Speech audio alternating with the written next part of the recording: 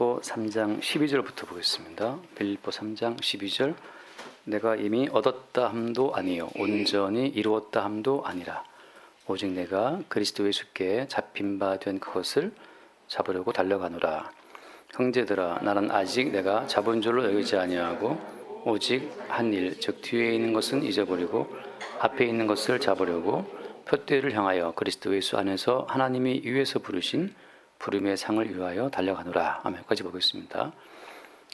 우리가 이런 말씀을 대하면 흔히 표대라는 말이 나오기 때문에 어떤 목표 지향적인 삶을 격려하는 식으로 이런 말씀을 사용할 수 있습니다. 그런데 이제 중요한 건 모든 성경 말씀은 우리의 가능성을 권장하는 말씀이 아니라 오히려 우리의 가능성을 부정하는 말씀이에요. 우리의 가능성을 격려해서 우리의 힘과 노력으로 만들어가는 인생이 아니라 오히려 그것을 다 허물어 버리고 우리 삶을 돌아보니까 이게 우리 힘이 아니라 어떤 보이지 않는 주님의 힘이었다고 하는 그 사실을 발견하게 되는 그 현장에서 이제 주를 향한 감사와 찬양이 나오도록 그렇게 우리를 인도한다고 하는 거죠. 그러니까 좀 접근 방법이 이제 다른 겁니다. 마찬가지 말씀, 오늘 마찬가지인데 그 12절 말씀에 내가 이미 얻었다 함도 아니요라고 하잖아요. 그러니까 사도 바울은 지금 아직 얻은 게 아니라는 거잖아요. 또 온전히 이루었다 함도 아니라 그 얻은 것도 아니고 잃은 것도 아니다. 그럼 무엇을 얻으려고 무엇을 이루려고 한다는 거예요? 같이 한번 봐요. 오직 내가 그리스도 예수께 잡힌 바 된 그것을 잡으려고 달려간다. 이게 무슨 얘기죠? 그리스도 예수께 잡힌 바 된 그것. 다시 말해서 우리의 인생은 그리스도 예수 앞에 예수께 잡혀 있습니다. 그리스도 예수께 잡힌 바 된 우리 인생을 잡으려고 달려간다는 거죠. 이걸 쉽게 비유로 말씀드리면 예를 들어서 어떤 드라마 작가가 있다고 합시다. 드라마 작가의 그 원고 안에는 이미 모든 배우들의 인생이 잡혀 있죠. 작가의 머릿속에서는 몇 회쯤 이 사람을 성공시킬지, 몇 회쯤 이 사람을 병들게 할지, 몇 회쯤 이 사람을 죽이게 할지 그 모든 게 다 들어있어요. 작가 속에는. 또 하나 문제는 뭐냐면 작가가 구현하고 싶은 그대로 이 배우가 구현을 해야 되는데 늘 배우는 그게 고민인 거죠. 작가 선생님이 의도하신 것이 어떤 그림인지를 이 배우도 고민을 하면서 연습을 하고 이렇게 아무튼 맞춰가는 거잖아요.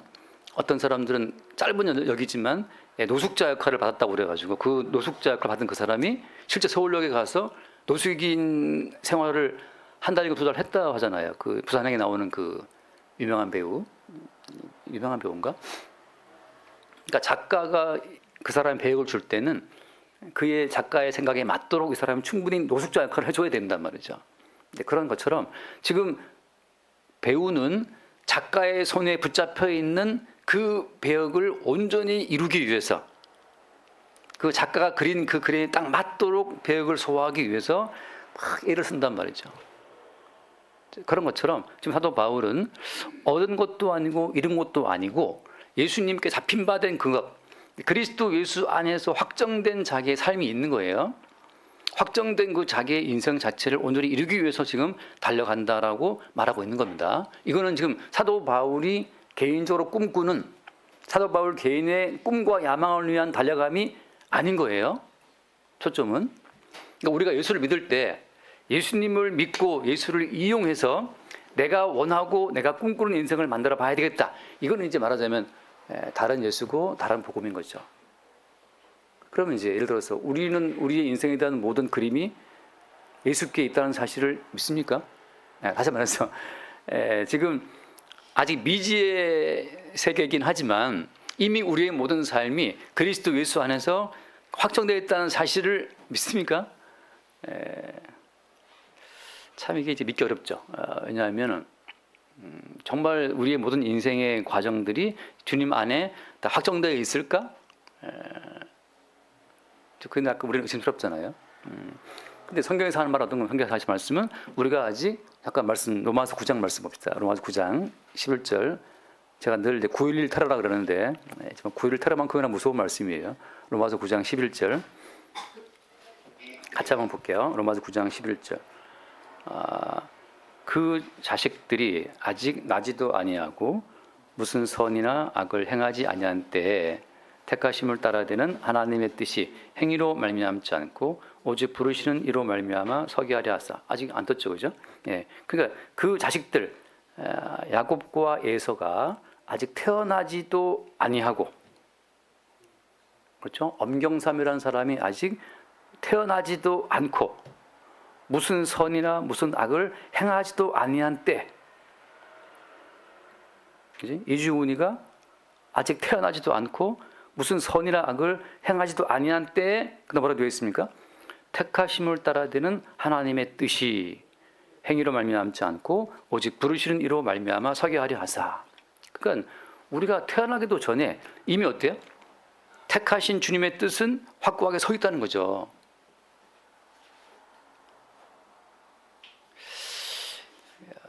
이렇게 돼버리면 모든 종교적인 노력이 다 무효화되는 겁니다. 내가 상상하고 내가 희망하고 내가 소망하고 내가 원하는 인생을 위해서 주여 하고 주의 이름 부르는 것은 다 종교란 말이죠. 그럼 뭘 말하는 겁니까? 오직 내가 태어나기도 전에, 내가 무슨 선악을 행하기도 전에 이미 주께서 택하신 그 뜻이 내 인생 가운데 이루어지기를 위해서 주여라고 부르는 것이 기도라고 하는 거죠. 기도는 내가 되고 싶은 것, 하고 싶은 것, 내가 원하는 것을 위해서 주여져 부르는 것이 아니라 아직 나의 출생 이전에 확정해 놓으신 주님의 뜻이 내 인생 가운데 100% 이루어지기를 위해서 하는 것이 기도예요. 그러면 여기서 이제 제가 항상 많은 분들하고 좀 논쟁이 생기게 그런 건데, 그럼 우리 의지는 뭐냐? 우리 의지는. 그럼 우리 의지는 뭔데?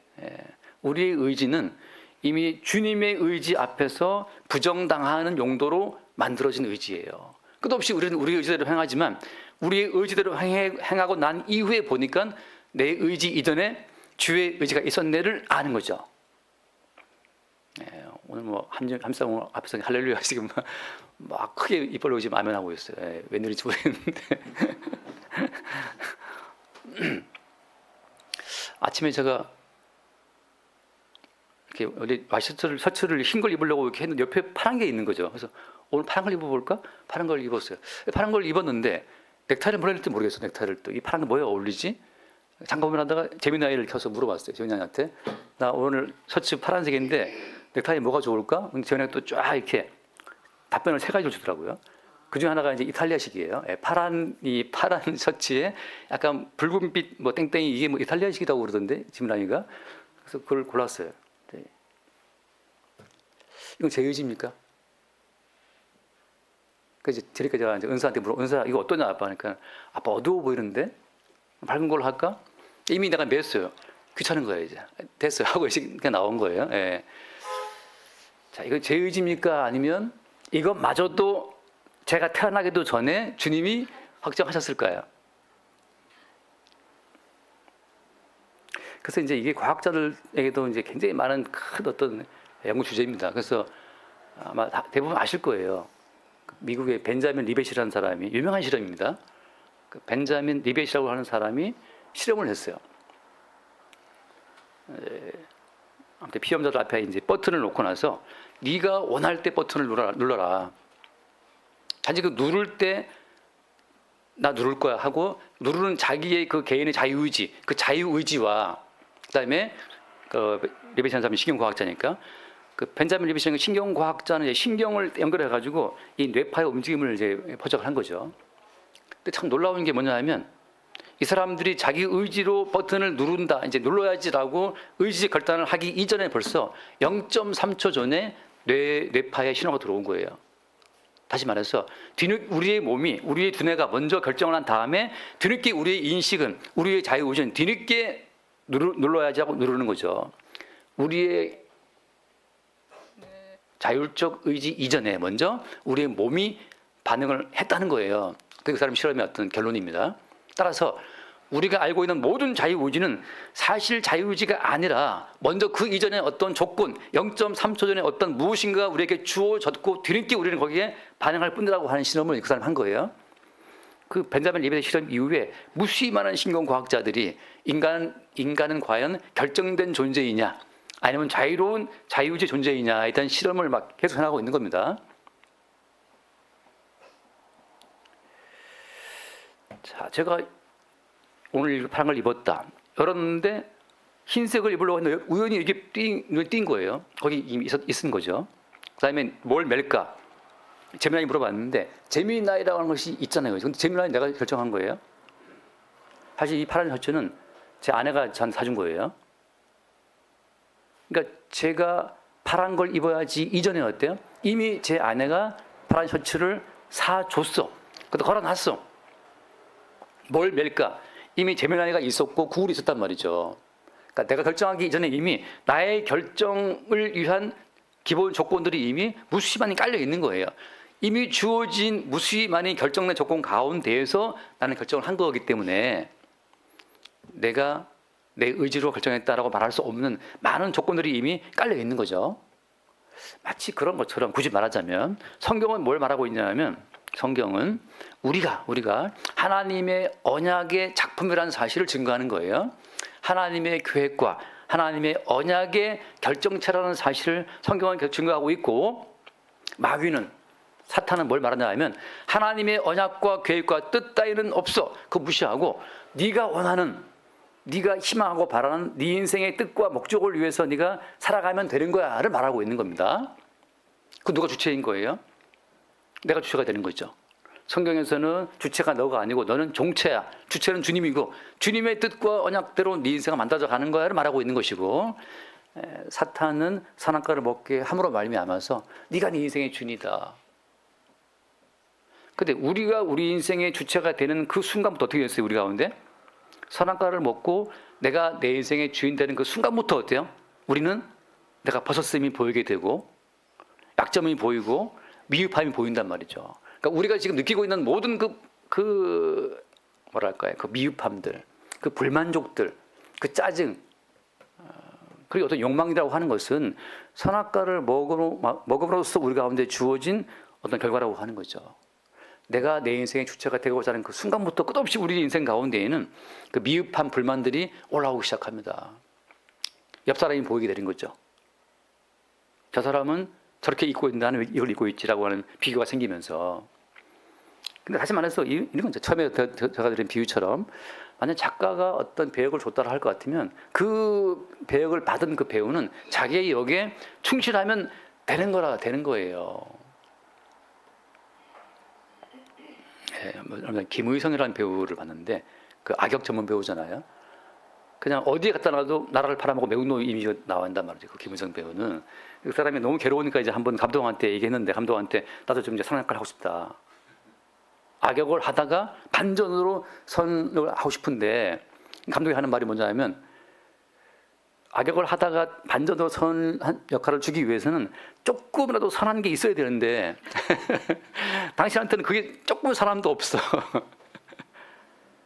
그래서 배우가 야, 그 말 우리 엄마가 들으면 화날 거야.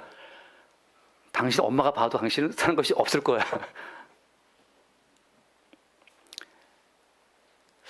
하나님께서 우리에게 배역을 주실 때에는 그 배역을 감사함으로 받아들이는 것밖에 할 수 없어요. 자, 무슨 말인가 하면 지금 사도 바울은 어떤 인생을 산 사람입니까?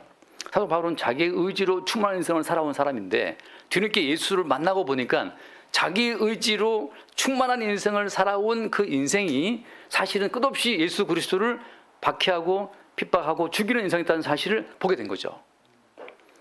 간단히 말하면 내가 내 뜻대로 인생을 살면 그것이 끝없이 예수를 못 박아 죽이는 사건이라고 하는 거예요.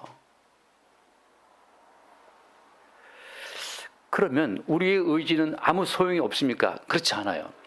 자, 다시 말씀드립니다. 우리의 의지는 뭐냐면 우리의 의지는 무엇을 선택하고 결정한다 하더라도 그것이 예수를 박해하고 죽이는 역할로 갈 수밖에 없다는 사실을 인정하시면 좋겠습니다. 다시 말해서 우리에게는 선한 것이 조금도 없다. 다시 말해서 우리에게는 선한 것이 조금도 없기 때문에 우리에게 하나님이 어떠한 결과를 주신다 하더라도 우리에게는 불만이 있을 수가 없는 거죠. 그냥 감사할 것밖에 없습니다. 어제 어머니가 아침에 전화 와서 갔다 왔는데 병원에. 근데 이제 되게 아파하세요. 막. 그래서 제가 물어봤죠. 얼만큼 아프냐. 지금까지 겪었던 모든 아픈 가운데 최고로 아프다. 뭐 아이도 낳고 다 낳았잖아요. 해봤는데 제일 아프다는 것이. 그래서 저는 엄살 같기도 한데 이제 생각에 그제 어머니가 점심이 나왔는데 미음을 조금 드시고 이제 몸 어쩌다가 치웠는데 간식 따라 나온 그 육회오 같은 게 있었어요. 육회오 두유 같은 게 있어가지고 그걸 본인이 안 드시겠다. 나더러 먹어라 해서 제가 그걸 마셨어요. 맛있게 먹었어요. 맛있게 먹었는데 잠시 후에 저더러 입 냄새 난다는 거죠. 입 냄새. 그 방금 먹은 육회오 냄새 난다는 거죠.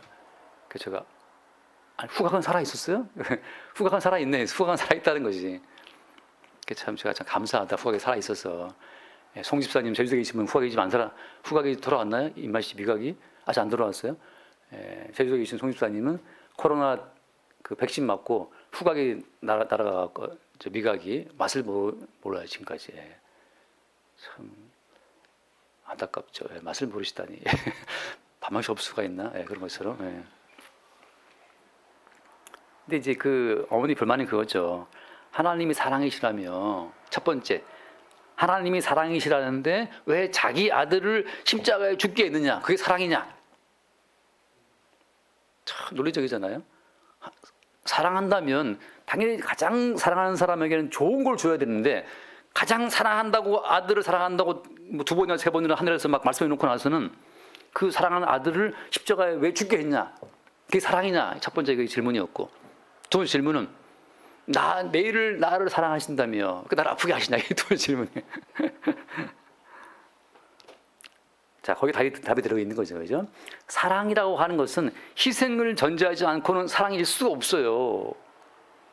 나 너 좋아해, 너 나 좋아해. 그거 사랑 아니에요. 사랑이란 뭐냐? 내가 희생하는 그 희생을 깔고 사랑이 나오는 거지. 항상 서로 하하호 좋은 그 사랑이 쭉 가느냐? 그렇지 않습니다.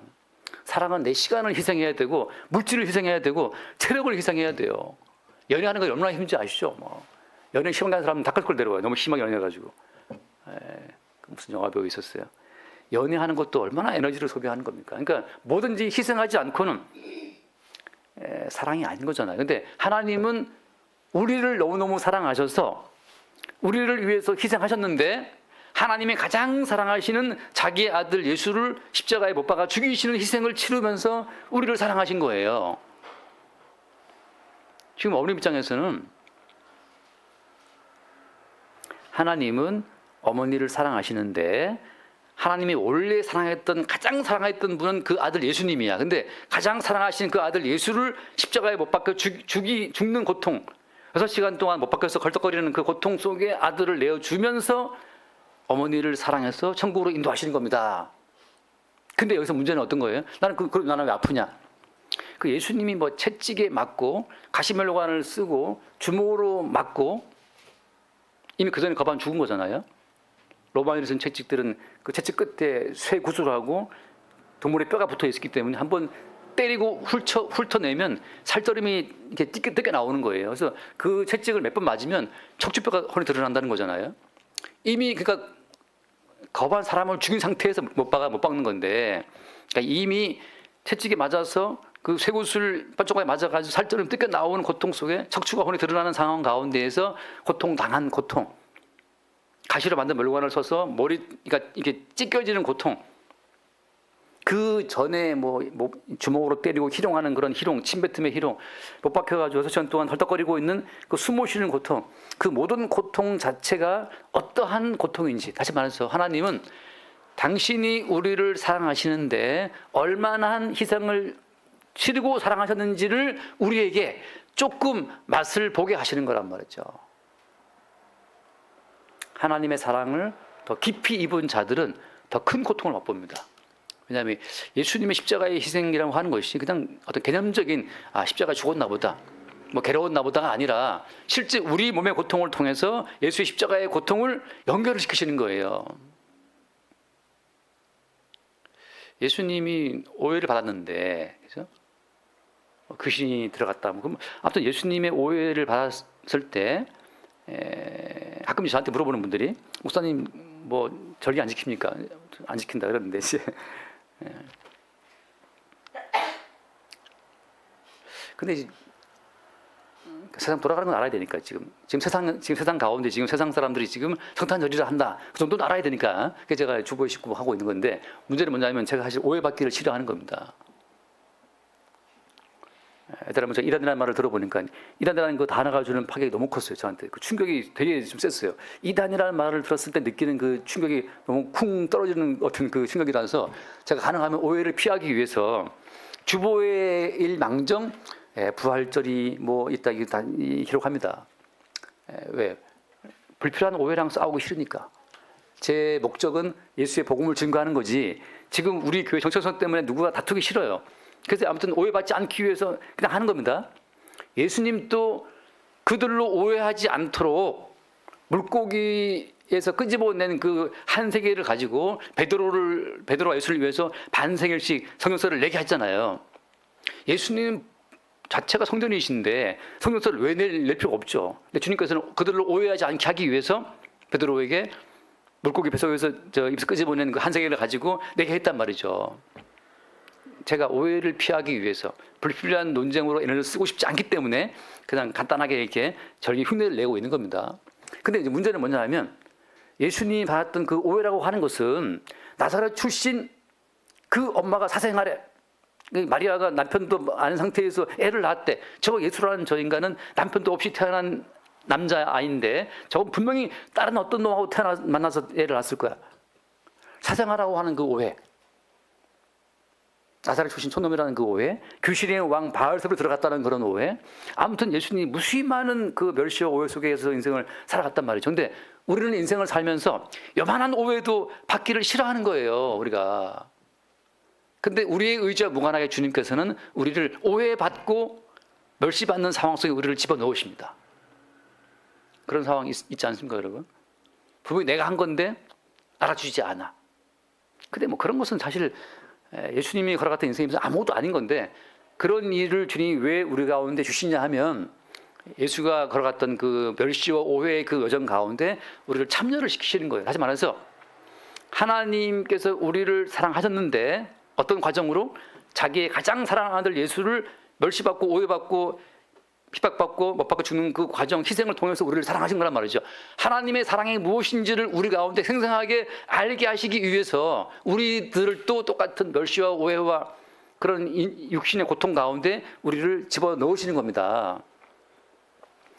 주님이 십자가에 받았던 고통과는 비교할 수가 없는 거죠. 왜 비교할 수 없느냐?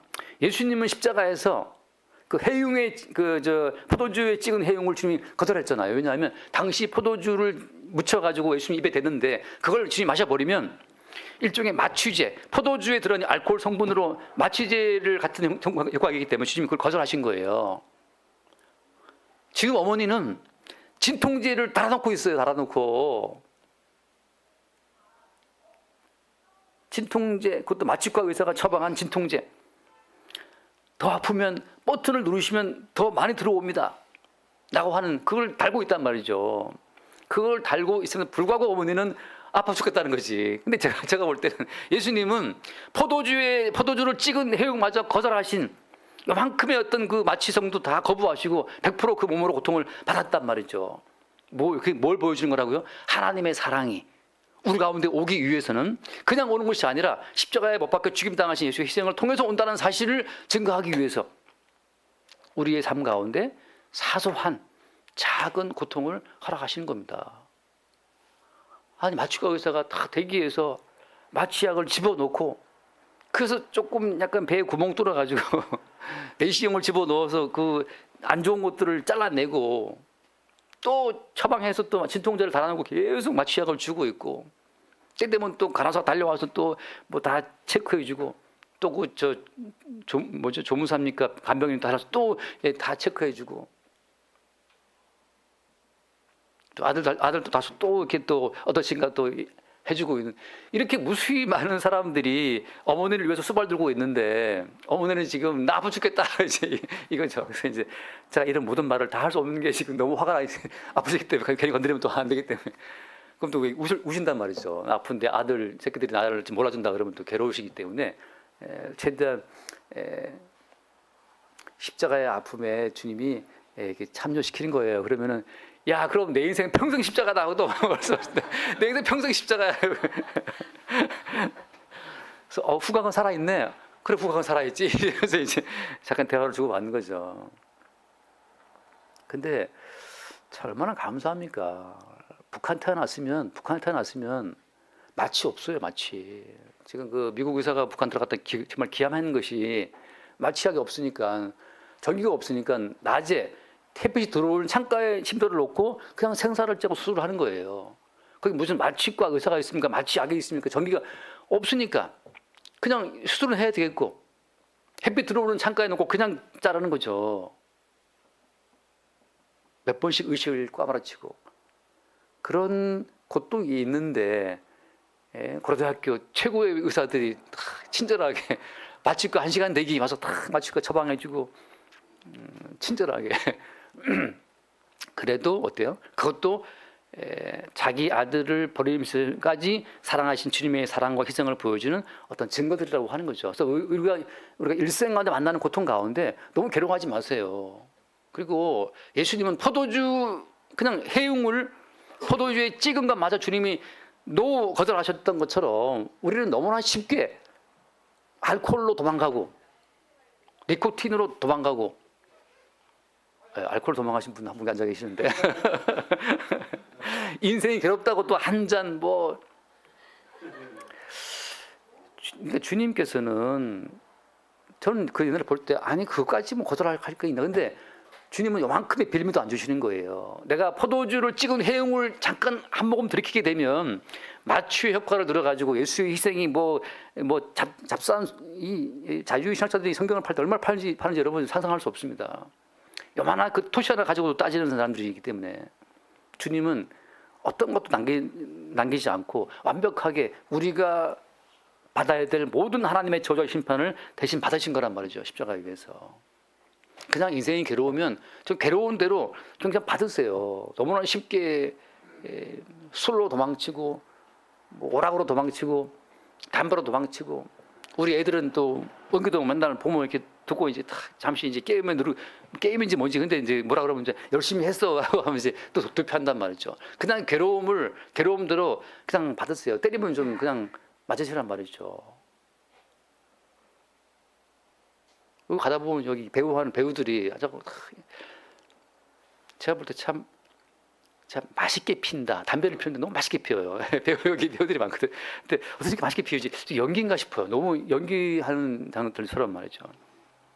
너무나 쉽게 우리가 삶의 고통에서 빠져나오기 위해서 그냥 뭐 게임으로, 오락으로, 술로, 담배로, 알코올로 빠져나가는 거예요. 그냥 당하란 말이죠. 그렇게 인생이 괴로웠습니까? 엄수님. 인생이 뭐 즐거웠습니까? 한 잔 마시지 않으면 안 돼. 이렇게. 뭐, 그건 알 수 없으나. 그 이제 중요한 건 뭐냐면, 지금 하나님께서는 우리를 어디로 몰아가시냐 하면, 그 하나님이 우리를 너무너무 사랑하셔서 얼마나 사랑하셨는지 자기 아들 예수를 못 박아 죽이는 그 희생을 치르고 사랑했다고 하는 그 주님의 사랑을 우리 평생 알게 하시는 그 시나리오로 우리 인생을 다 계획하신 거란 말이죠. 그래서 잠깐 한번 제가 몇 거 읽어보겠습니다. 후딱 한번 보겠습니다. 자, 먼저 히브리서 말씀, 히브리 11장 24절 말씀, 24절, 히브리서 11장 24절 보겠습니다. 이거 다 아는 말씀이지만, 믿음으로 모세는 장성하여 바로의 공주의 아들이라 칭함받기를 거절하고 도리어 하나님의 백성과 함께 고난받기를 잠시 죄악의 낙을 누리는 것보다 더 좋아하고 그리스도를 위하여 받는 수모를 애굽의 모든 부하보다 더 큰 재물로 여겼으니 이는 상 주심을 바라봅니다. 이거 제가 늘 말씀드리지만 이게 말도 안 되는 이야기인 게, 정말 모세가 믿음으로 말미암아 애굽의 모든 부하를 버렸습니까? 믿음으로 모세가 정말 바로의 공주의 아들이라는 영광을 버렸냐 말이죠. 그렇지 않아요. 잠깐 말씀 보겠습니다. 출애굽기 이제 2장 말씀, 출애굽기 2장 11절, 출애굽기 출애굽기 2장 11절. 모세가 장성한 후에 한 번은 자기 형제들에게 나가서 그들이 고되게 노동하는 것을 보더니 어떤 애굽 사람이 한 히브리 사람과 자기 형제를 치는 것을 본지라. 12절 같이 봅시다. 좌우를 살펴 사람이 없음을 보고 그 애굽 사람을 쳐 죽여 머릿속에 감추니라. 여러분, 사람을 때려 죽이는 것이 간단한 일이에요. 모세는 주변을 살펴 사람이 없으니까 아무도 없는 줄 알고 그냥 애굽 사람을 돌로 쳐 죽여버린 겁니다. 사람을 죽이는 일이 간단한 문제가 아닌데 아무튼 모세는 사람을 쳐 죽인 거예요. 13절. 이튿날 다시 나가니 두 히브리 사람이 서로 싸우는지라. 그 잘못한 사람에게 이르되 네가 어째 동포를 치느냐. 같이 봐. 14절. 그가 이르되 누가 너를 우리를 다스리는 자와 재판관으로 삼았느냐. 내가 애굽 사람을 죽인 것처럼 나도 죽이려느냐. 모세가 두려워하여 이르되 일이 탈로 되었다. 아무도 안 본 줄 알고 모세는 사람을 죽였는데 사실은 어때요? 본 목격자가 있었던 거죠. 모세가 알았죠. 아, 탈로 났다. 들켰다. 그래서 15절. 바로가 이 일을 듣고 누군가 또 바로에게 그걸 찌른 거죠. 모세가 사람 죽였다. 이 정보를 준 거예요. 바로한테. 바로가 이 일을 듣고 모세를 죽이고자 찾는지라. 모세가 바로의 낯을 피하여 미디안 땅에 머물며 자, 도망간 겁니다. 바로를 피해서. 자, 명확하게 사실관계는 뭐예요? 사실관계는 모세가 애굽 사람을 때려 죽인 그 사건이 들키는 바람에 모세는 살기 위해서 미디안 광야로 도주한 거란 말이죠. 모세는 자기의 혈기를 못 이겨서 사람 때려 죽이고 또 두려워서 살기 위해서 도주한 거란 말이에요. 이것이 모세에게 벌어진 사실관계입니다. 이 사건을 아까 히브리서에서 뭐라고 표현했어요? 히브리서에서는 믿음으로 모세는 공주의 그 왕궁을 다 버리고 애굽의 모든 부하를 버리고 광야로 갔다고 말하고 있잖아요. 이 차이가 어디 있는 겁니까? 이 차이에 대해서 사실 명확히 말하는 사람을 제가 본 적이 없어요. 제가 시험사 한번 채집 때 물어봤어요. 하나님 열심부터 꺼내는데 이 모세 안에는 그러한 믿음이 일체 조금도 없었단 말이죠. 없었어요. 근데 히브리서에서는 뭐라고 말합니까? 믿음으로 모세가 애굽을 보화를 버리고 공주의 아들이라는 그 호칭을 버리고 애굽의 영광을 다 버리고 하나님 백성과 함께 고난받았다 이렇게 말하고 있는 거예요. 하나만 더 예를 들고 정리하겠습니다. 자, 창세기 말씀 봐요. 17장 창세기 17장 15절 말씀 보겠습니다. 창세기 17장 15절. 17장 하나님이 아브라함에게 이르시되 아내 사레는 이름을 사레라 하지 말고 사라라 하라. 같이 봐요. 16절. 내가 그에게 복을 주어 그가 내게 아들을 낳아주게 하며 내가 그에게 복을 주어 그를 여러 민족의 어머니가 되게 하리니 민족의 여러 왕이 그에서 나리라. 자, 하나님께서 아브라함에게 야, 네 아내가 이제 아들을 낳을 거야 라고 했단 말이죠. 하나님께서 그 아들을 낳아주겠다는 그 하나님의 말씀을 듣고 아브라함의 반응이 뭐였어요? 그 다음 말씀 같이 봐. 17절. 아브라함이 엎드려 웃으며 마음속으로 이르되 100세 된 사람이 어찌 자식을 낳을까? 사라는 90세니 어찌 출산하리요? 아브라함이 웃었어요. 이 웃음은 기쁨의 웃음입니까? 아니면 실소입니까? 실소죠. 웃긴. 내가 100세고 내 와이프가 지금 90세인데 무슨 출산을 해? 하고 아브라함이 어이가 없어서 툭 웃는 그 웃음. 그래서 18절을 합니다. 아브라함이 함께 아뢰되 이스마엘이나 하나님 앞에 살기를 원합니다. 아이고 속으로 그렇게 생각하죠. 무슨 내가 애를 낳아요. 100살인데 아내가 지금 90살인데 어떻게 신고사님 어떻게 아들을 하나 낳으실랍니까? 엄사님이 힘을 내주셔야 되는데 이제 이게 우리 다 웃잖아요. 지금 말도 안 되는 소리를 하고 있으니까 웃죠. 19절 가지 마요. 하나님이 이르시되 아니라 네 아내 사라가 네게 아들을 낳으리니 너는 그 이름을 이삭이라 하라. 이미 어때? 이름을 이삭이라고 지었어. 이삭의 뜻이 뭐예요? 뜻이? 웃음이에요. 웃음. 왜? 이미 하나님이 아브라함의 불신과 아브라함의 그 실수를 아시고 하나님께서는 네가 지금 비웃었지 분명히. 네 안 믿고 있지? 네 아들 이름은 이삭이야. 이삭은 아브라함과 사라 부부의 불신을 보여주는 하나의 증거품이에요. 이삭 볼 때마다 야 내가 쟤를 낳을 때 웃었는데 진짜 어떻게 내가 쟤를 낳았지? 웃긴다. 그 증거품이 이삭이죠. 그리고 이삭과 내가 언약을 세우겠다 말씀한단 말이죠. 자, 일단 아브라함 믿지 않고 웃었단 말이죠. 하나 더 말씀 봐요. 18장 그 뒤에 18장 한 번 더 주인 말씀하시거든요. 18장 10절. 이번엔 누가 먼저 봅시다. 18장 10절. 그가 이르되 내년 이맘때에 내가 반드시 내게로 돌아오려니 네 아내 사라에게 아들이 있으리라 하시니 사라가 그리 장막문에서 들었더라. 아브라함과 사라는 나이가 많이 늙었고 사라에게는 여성의 생리가 끊어졌더라. 같이 봐요. 12절. 사라가 속으로 웃고 이르되 내가 노쇠하였고 내 주인도 늙었으니 내게 무슨 즐거움이 있으리요. 사라가 또 웃었어요. 앞에는 누가 웃었습니까? 아브라함이 웃고 여기서는 또 그 와이프 사라가 또 웃는 거죠. 그래서 하나님께서 약간 화가 난 건 아니지만 13절 여호와께서 아브라함에게 이르실 때 사라가 왜 웃으며 이르기를 내가 늙었거늘 어떻게 아들을 낳으련. 왜 웃어? 누구인가 웃은 자가? 그러니까 이제 어떻게 그래서 그러니까 그 사라가 갑자기 또 이제 약간 덜컥한 거죠. 그래서 15절 말씀 15절 사라가 두려워서 부인하여 이르되 내가 웃지 아니하였나이다. 이르실 때 아니라 네가 웃었느니라. 웃음 때문에 이게 왔다 갔다 하는 거예요. 누구인가 웃었. 그러니까 또 사라가 또 아닙니다. 다 웃지 않았습니다. 정녕 네가 이 뭐 쇠뭉치 맛을 봐야 되느냐 이렇게 갈 수가 있지만 주님께서 이제 사랑하시니까 웃었다.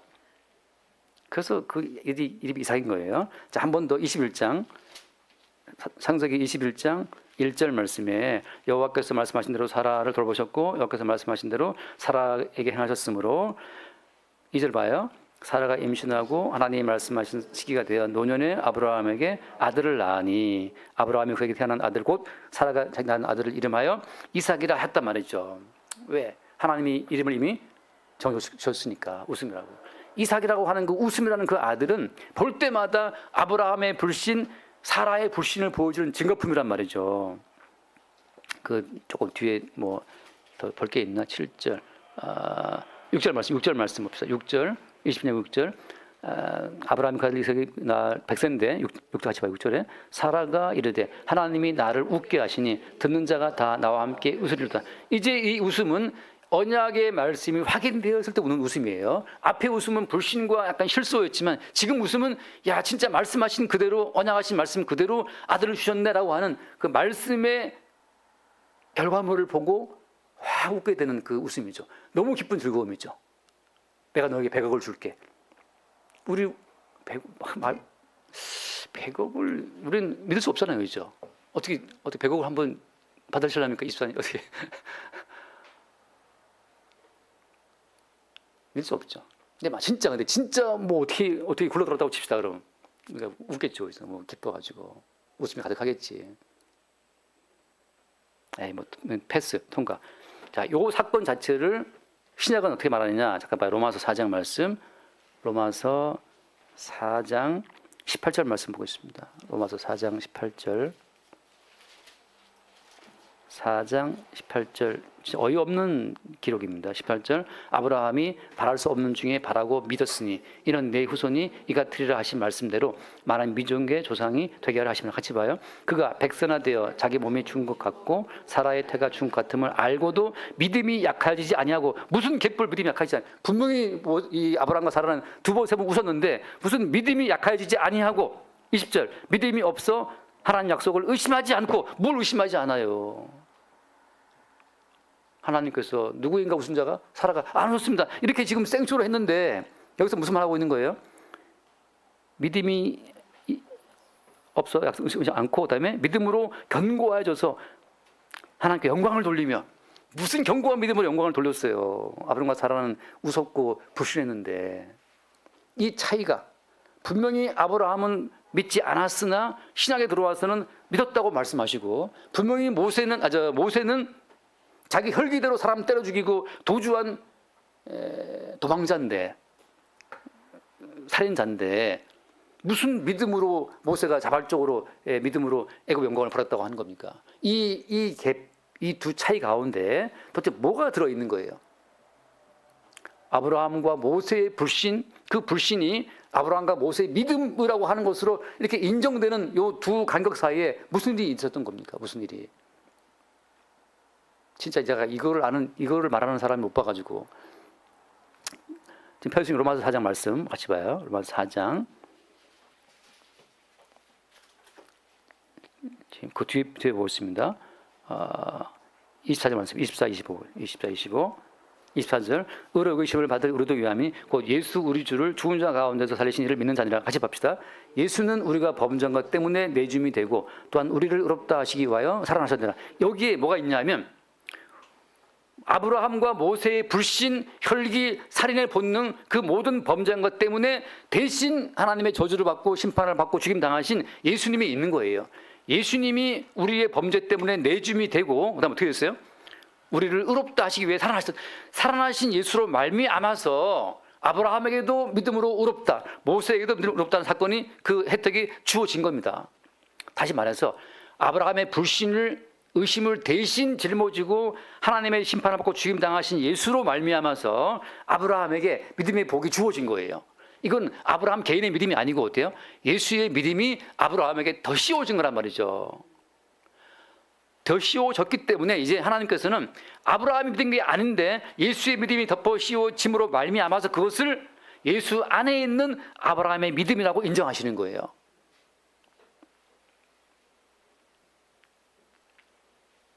같은 패턴을 하나 더 읽어보겠습니다. 고린도후서 5장 말씀, 고린도후서 5장을 보면 새로운 피조물을 규정하면서 이런 표현을 써요. 고린도후서 5장 17절, 5장 10절. 그러니 누구든지 그리스도 안에 있으면 새로운 피조물이라 이전권 지나서 바로 세워졌다 하잖아요. 새로운 피조물 어디 안에 있을 때? 그리스도 안에 있을 때, in Christ. 그리스도 안에 있을 때 새로운 피조물이지. 그리스도 벗어나서 홀로 있을 때에는 그냥 불신자고, 그냥 비웃는 자들이고, 그냥 혈기 있는 때려주고 싶을 때 그냥 때려 죽이는 그냥 살인자란 말이죠. 근데 그리스도 안에 들어오게 되면 어때요? 그게 새로운 피조물이에요. 그 뒤에 그 왜 새로운 피조물이냐? 5장 그냥 쭉 바라봅시다. 21절 말씀, 21절에 같이 봐요. 5장 21절. 하나님이 죄를 알지도 못하신 이를 우리를 대신하여 죄로 삼으신 것은 우리로 하여금 그 안에서 하나님의 의가 되려 하심이라. 죄를 알지도 못하신 예수님께 우리의 불신의 죄, 우리의 비웃음의 죄, 우리의 혈기의 죄, 살인의 죄를 몽땅 그 예수께 덮어 씌움으로 말미암아서 우리는 어때요? 그 그리스도 예수 안에서 하나님의 의가 되게 하려 하심이라. 아브라함의 불신은 그리스도 예수 안에서 믿음으로 전환되는 거예요. 전환. 이 전환 시스템. 그리스도 예수의 십자가 안에서 끝없이 우리의 불신은 우리의 믿음으로 바뀌어지는 겁니다. 그리스도의 십자가 안에서 끝없이 우리의 살인의 혈기와 본능이 그리스도 예수 안에서 하나님 보시기에 의인의 행동으로 바뀐단 말이죠. 다윗이라는 사람이 간음을 하고 부하의 아내를 탐하고 부하를 죽이는 살인과 간음을 다 했지만 어때요? 그리스도 예수 안에 있을 때에는 어때요? 그 자체가 다 하나님 보시기에 의로 바뀐단 말이죠. 그러니까 여기서 지금 뭐냐면 이런 겁니다. 우리 개인의 의는 있습니까? 없습니까? 없는 거죠, 이게. 그러니까 우리 개인의 행위의 어떤 의의 가치를 말하는 자들을 보면 저는 약간 분노가 일어나는 거죠. 너의 개인의 의로 다른 것이 아닌데 너의 개인의 의로움 따위는 하나님 보시기에 아무 가치가 없어. 배설물이야, 배설물. 누구인가 너의 개인적인 의로움을 대미는 자들이 너의 개인의 의로움이 과연 순수하더냐? 우리 인간의 행함, 선함, 의로움은 순수한 것이 아무것도 없어요. 거기에. 물론 순수한 게 있다고 주장할 수 있는데 순수했는데 순수하게 난 정말 했어. 정말 예를 들어서 신고사님이 이사 온 이웃집이 있어가지고 정말 떡을 해가지고 온 사람이 떡을 주는 거죠. 이사를 와가지고 떡을 돌리러 갔어요. 순수한 마음으로 떡을 주러 가는데 그 옆집 사람이 안 먹어요. 가져갔어요. 뭐예요? 제 아는 분이 아기 낳은 집에 정말 순수한 마음으로 그 아가방 기저귀하고 사가서 갔어요. 근데 그 사람이 우리는 아가방 안 써요. 정말 이제 나중에 알았지만 그 아가방을 다 버린 거예요. 아가방 기저귀를. 이 사람들은 외국에 그걸 쓰는 사람들이라서 아가방 어디 아가방을 들이미냐 하고 다 버린 거죠. 물론 저는 나중에 그걸 알았지만 실제 그걸 준 사람이 그걸 알았다면 얼마나 괴롭겠어요. 자, 무슨 말이냐면 순수하게 했다고 하지만 상대가 알아주지 않으면 어때요? 즉각 분노하는 게 우리라고. 그게 순수한 거냐고. 순수한 게 아니지. 다 뭘 깔고 있는 거죠. 교회 헌금했어. 목사도 안 알아줘. 아무도 안 알아줘. 그 누가 하겠습니까? 예. 제가 어떤 전에 헌금에 대한 제가 잠깐 언급하면서 당신들이 예컨대 이광욱 목사님 이제 아들이 7월달 결혼식이 있는데 축의금을 쓸 때 축의금 축하합니다. 정춘화 있을 거 아니에요. 근데 어떤 사람이 자기 이름을 안 쓰고 예수 그리스도하고 쓰고 냈다고 칩시다. 그러고 내고 싶을까요? 하면서 어떻게 결혼식 할 때 함재영 안 쓰고 예수 그리스도라고 이게 축의금을 내겠어요? 우리는 뭘 해도 우리 이름을 걸고 하고 알아주는 걸 바라고 하는 것이지 하는 것마다 예수 그리스도 그걸로 뭐 축의금도 하고 부의금도 하고 다 했어. 남들이 볼 때는 이 사람이 말씀 안 할지 몰라. 예수 그리스도만 적혀 있으니까. 그렇게 내 존재를 숨길 수 있냐 말이죠. 안 된다니까요. 모든 인간들은. 제가 이 교회 유튜브에도 어떤 분들이 목사님, 뭐 담임 목사님, 뭐 땡땡땡 쓰는 분들이 많이 있는데 저는 사실 용기가 없기도 하고 제 이름 안 올립니다. 이름도 뭣도 없지만 어쨌든 간에 제 이름으로 뭘 하는 게 이름을 내세우고 싶지 않아요. 교회 이름으로 충분하기도 하지만 자, 이제 무슨 말을 하고 싶으냐면 이렇게 우리는 아브라함처럼 모세처럼 끝없이 우리의 불신, 냉소 그렇게 혈기 그렇게 우리는 인생을 살아가는 자들인데 이 죄인들이 예수님의 대신 죽으신 십자가의 요 구조 안에서 시스템 안에서 의인으로 탁 튀어나오는 거예요. 죄인을 집어넣었는데 의인이 산출되었어. 어떻게 죄인이 의인으로 바뀌느냐? 요 전환 시스템, 이게 십자가의 사건이라고 하는 건데 십자가의 사건 속에서 항상 우리가 범한 죄로 말미암아 대신 얻어맞고 죽임당한 예수가 들어있단 말이죠. 그 예수 그리스도로 말미암아 다시 우리는 의인으로 산출되는 거예요. 그러니까 우리는 우리 개인의 행함을 갖고 의인 됐다고 말할 여지가 날마다 부정당해야 되는 거죠. 지금 바울이 말하고 있는 것은 뭐냐면 잡힌 바 된 그것, 예수님의 십자가 구조 안에서 의인으로 확정된 그 하나님의 그 결정하심에 항상 따라가기 위해서 지금 바울은 일단 달려가고 있는 거예요. 항상 한 건 잊어버리고 또 주님 잡아놓으신 의인의 구조 속으로 들어가는 거죠. 그래서 잠깐 이거 마치겠습니다. 예. 뭐 시간이 항상 모자라긴 하는데 그냥 고린도서 1장 18절 말씀. 고린도서 1장 18절 십자가의 도가 멸망하는 자들에게는 미련한 것이요 구원받는 우리에게는 하나님 능력이라. 십자가의 도라는 것이 이것이 얼마나 미련한 거냐 말이죠. 왜냐하면 모든 인간은 내가 행한 나의 행함으로 가치를 인정받고 살아가는 거잖아요. 모든 인간들이. 근데 천국은 그렇지 않아요. 내가 행한 것은 마땅히 지옥 갈 죄로 판명이 나고 마땅히 지옥 가에 마땅한 죄인들이 어떻게 천국에 들어왔느냐. 거기에 십자가의 도가 들어있는 거예요. 십자가의 도가. 그래서 그 뒤에 말씀 고린도서 1장 23절 말씀 23절 우리는 십자가 못 박힌 그리스도를 전하니. 이걸 왜 전하는 겁니까? 야, 너희들은 다 죄인이고 이기적인 존재들이지만 못 박히신 십자가 못 박히신 그리스도로 말미암아 의인으로 전한다는 거야 라고 하는 이 십자가의 도를 사도 바울이 증거하는 거예요. 우리는 그래서 뭘 증거해야 되는 겁니까? 십자가의 도만 증거하는 거예요. 그 다음에 전하니 유대인에게 꺼리끼는 것이요 이방인에 미련한 것이로되 같이 24절 오직 부르심을 받은 자들에게는 유대인이나 헬라인이나 그리스도는 하나님의 능력이요 하나님의 지혜니라. 유대인들은 거리낀단 말이죠. 유대인들은 표적을 요구하는 사람들이기 때문에 내가 10을 넣었는데 100 받기를 바라는 사람들이 유대인들이에요. 똑같이 마찬가지 헬라인도 마찬가지죠. 내가 주식을 10만 원 집어넣었는데 100만 원 되기를 바라는 사람들이 헬라인의 지혜라는 말이죠. 지혜. 근데 십자가의 도는 너희들은 100만 원은커녕 이론은커녕 그냥 너희들은 굶어주어 마땅한 존재라는 사실을 그 사실을 계속 확인을 시키면서 왜? 우리가 죄인이니까. 모세가 사람 죽인 죄인이잖아요. 그럼 어떻게 돼? 바로 죽임을 당해야 되는 거죠. 사람 죽인 죄인이니 마땅히 죽임을 당해야 되는데 모세가 도망갔잖아요. 그런 것처럼 끝없이 우리가 죄인이라는 사실 자체를 주님이 적시하면서 드러내면서 죄 대신 하나님의 저주를 받고 죽임당하신 예수의 십자가의 사건을 중앙에 세워놓고 이 십자가에 죽임당하신 예수로 말미암아 지금 네가 의인 되었고 지금 네가 살고 있다는 그 사실을 항상 이 십자가의 도가 증거하고 있다는 거죠. 이 비밀에 합류가 된 사람들에게만 못 박힌 십자가라고 그리스도의 십자가라고 하는 것은 지혜가 되고 권능이 되는 겁니다. 아, 우리 힘과 지혜로 사는 것이 아니었구나. 나 대신 희생당하신 예수의 은총으로 사는 것이었다는 사실을 매일매일 발견하는 것인데 그냥 말로만의 은혜 은총이 아니라 어떤 은총이었어요? 자기 아들 예수님을 못 박아 끔찍한 고통 가운데 죽이시는 그 하나님의 희생으로 말미암아 주어지는 은총과 사랑이라는 것으로 우리에게 매일 다가온다는 거죠. 예, 돌아와서 마칩시다. 예. 그래서 오늘 말씀에 이제 바울이 말하고 있는 것은 뭐냐? 표대예요. 표대는 뭐가 표대예요? 표대라고 하는 것은 끝없는 요 그리스도 예수의 십자가의 구조, 이 시스템 속에 살아가는 것이 그게 사도 바울의 표대예요. 날마다였죠.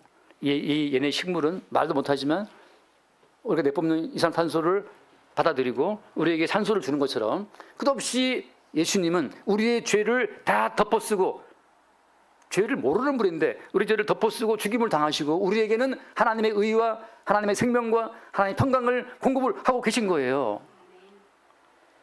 그래서 우리 모든 삶의 기반이, 근간이, 원천이 우리에게 있지 않고 끝없이 우리의 죄와 허물을 짊어지고 죽임 당하신 예수님의 희생에 있음을 늘 볼 수 있게 되기를 바랍니다. 기도하겠습니다. 존귀하신 주님 감사합니다.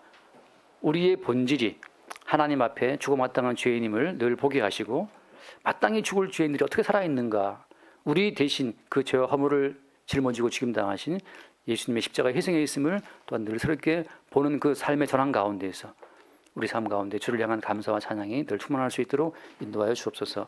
우리 주 예수님을 기도드립니다. 아멘.